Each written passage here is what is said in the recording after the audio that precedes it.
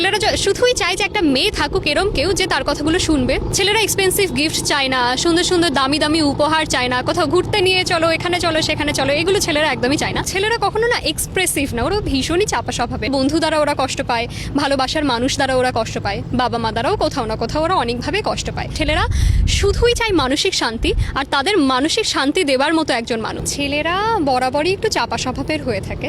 ওরা ওদের কষ্ট, ওদের কান্না কখনো না এক্সপ্রেস করে না। সে ওয়াইফের কাছে হোক, সে তার মায়ের কাছে হোক, বাবার কাছে হোক, ভাইয়ের কাছে হোক, বন্ধুদের কাছে হোক, ছেলেরা কখনো না এক্সপ্রেসিভ না, ওরা ভীষণই চাপা স্বভাবের। আর ওরা এত স্ট্রং হয়ে থাকে, মানে এত শক্তপোক্ত হয়ে থাকে মানসিকভাবে, ওদেরও না ভীষণ কষ্ট।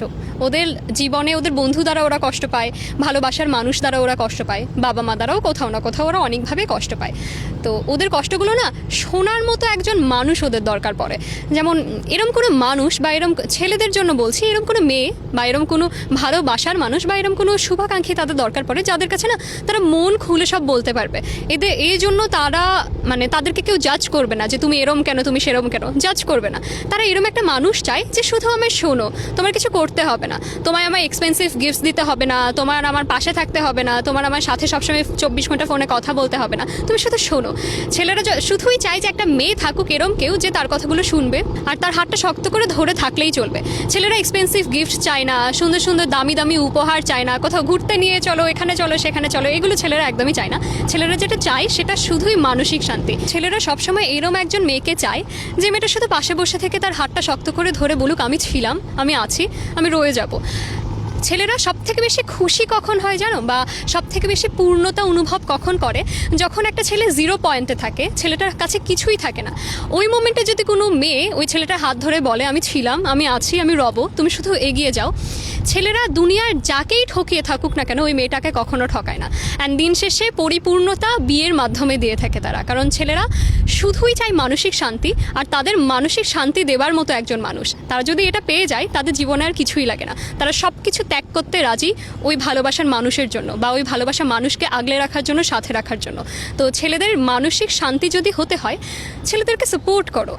সে যা চাচ্ছে তার কথাগুলো শুনো। যদি কথাগুলো বা তার নেওয়া স্টেপগুলো তোমার মনে হয় ছেলেটার জন্য ভালো হবে না, বা তোমার ভালোবাসার মানুষের জন্য ভালো হবে না, বোঝাও, কিন্তু জোর করো না। ছেলেদের উপর কিছু চাপিয়ে দিতে হয় না। ছেলেদেরকে যদি আমরা একটু ভালোবেসে বুঝিয়ে থাকি, একটু আগলে বুঝিয়ে থাকি, ওরা না রাজি হয়ে যায়। ওদেরকে না চাপিয়ে দিতে হয় না, এটা করো, এটা করতেই হবে, এটা করো, এটা করতেই হবে। থেকে যদি তুমি বলো এটা করো না প্লিজ, মনে হয় এটা আমাদের জন্য ভালো হবে, আমাদের সম্পর্কের জন্য ভালো হবে, ওরা রাজি হয়ে যায় ইমিডিয়েট। তো ছেলেরা ছেলেদের মতো করে ভালো।